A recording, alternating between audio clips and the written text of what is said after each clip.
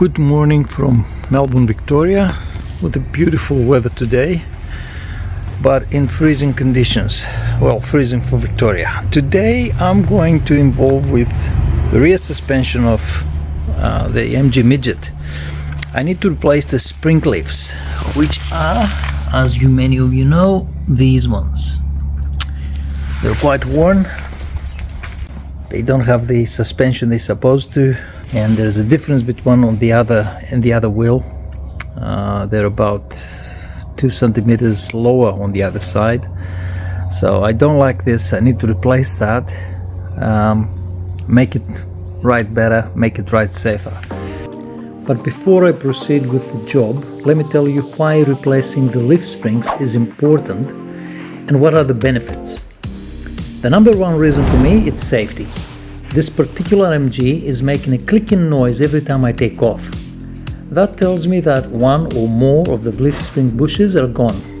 Not only this is dangerous, but also the alignment of the rear wheels is compromised, which results in poor handling and wear of the tires.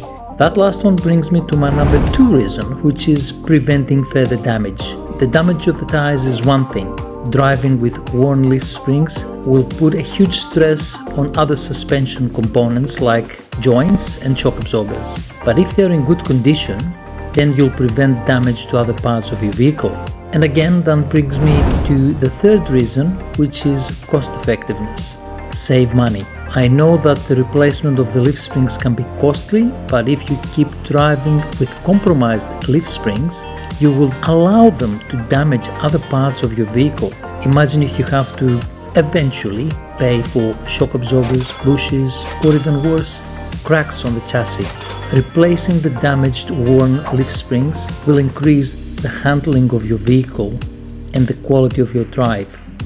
New leaf springs have the ability to absorb road imperfections and make the drive smoother and more comfortable.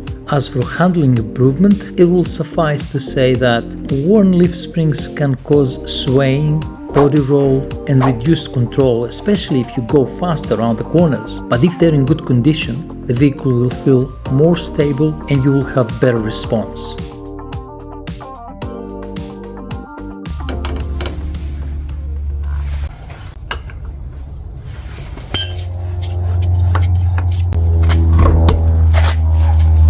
First thing, I think I need to remove these 4 bolts. They hold the leaf spring. They hold it through the axle, through here.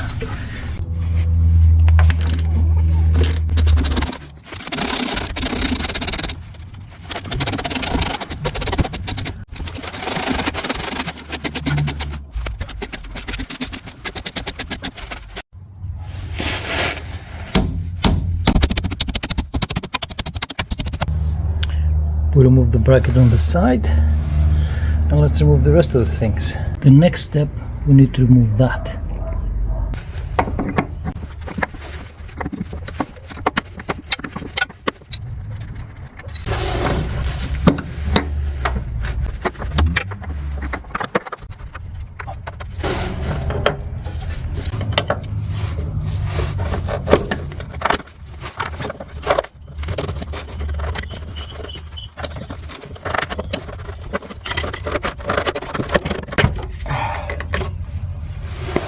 And take that down.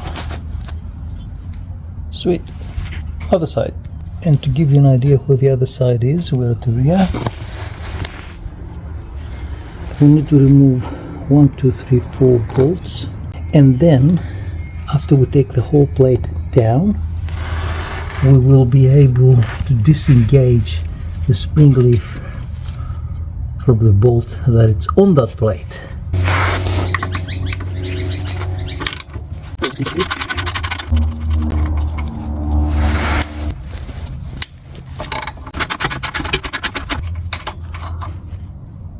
To remove these 2 bolts, 1 and 2, you have to go on the inside.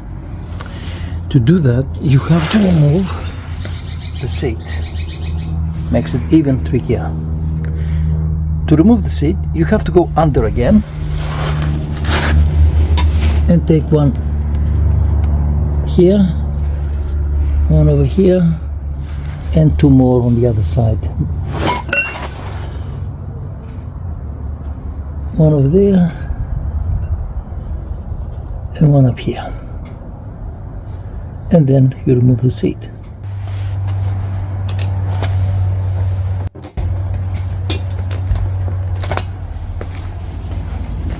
And then you remove the carpet. Oh, that needs cleaning.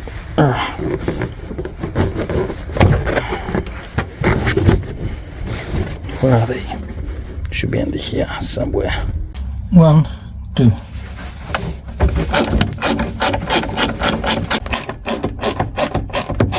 That's 2. And this is out. We just have to remove the plate of it.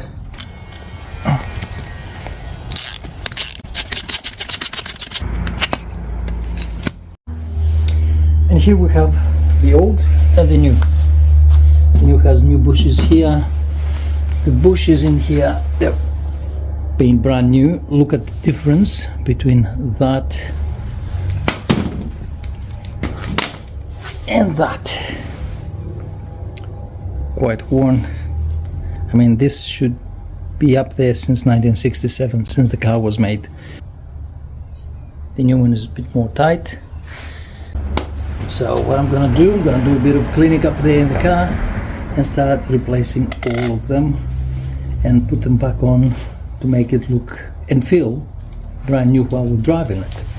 Let's put together this side that goes the front end of the chassis. This is the front of the suspension. We have that, and we have the Teflons and the spacers. The Teflons go first, and the spacers.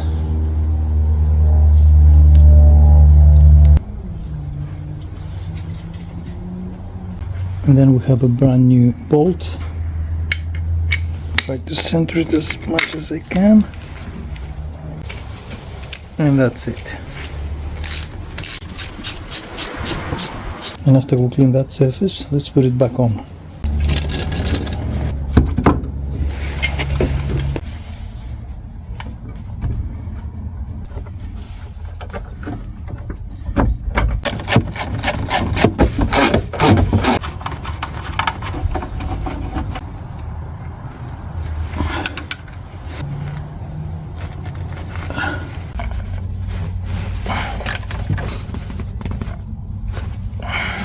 We have brand new rubbers.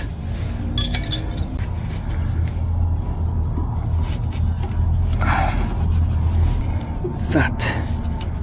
And then the whole thing goes onto the plate for the shock absorber. And it stays there. And let's put the U-bolts now. Surface is clean. And we go right around it.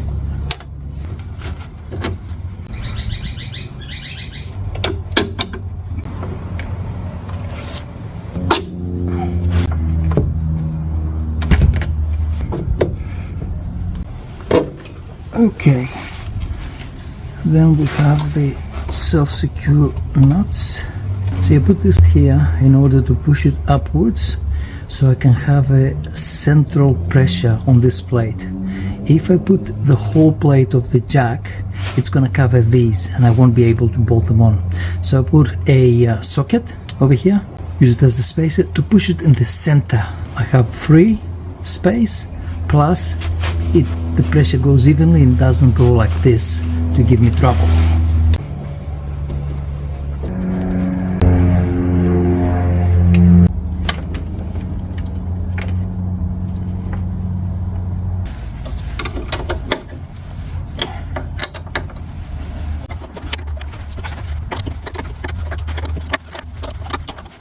They're all the same. You turn them very tight until they all have exactly the same distance.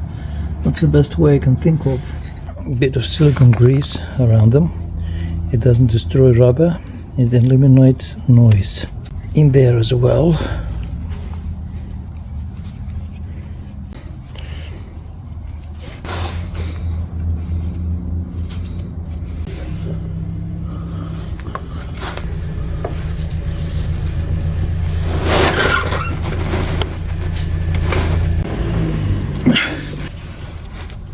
Yes, it's gonna go.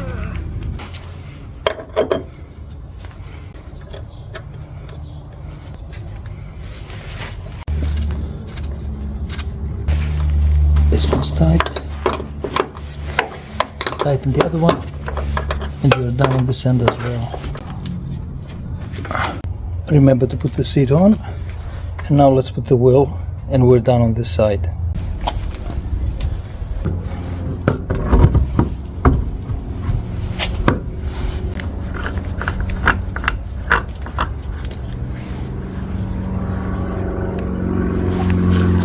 I think it's useless to repeat the procedure. It's exactly the same procedure on the other side. Once we finish, let's see how it drives.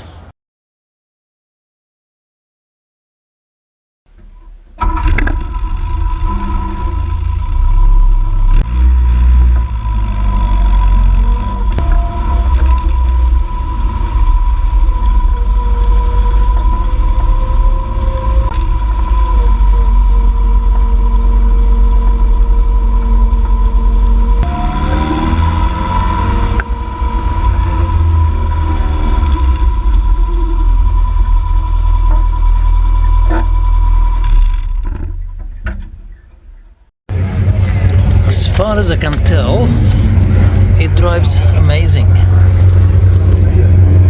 However, after a few drives, a week after maybe, all I'm gonna do is I'm gonna go underneath and re-torque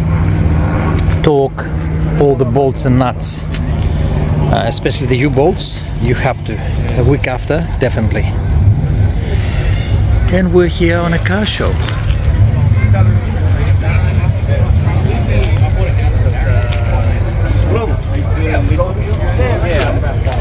Yeah.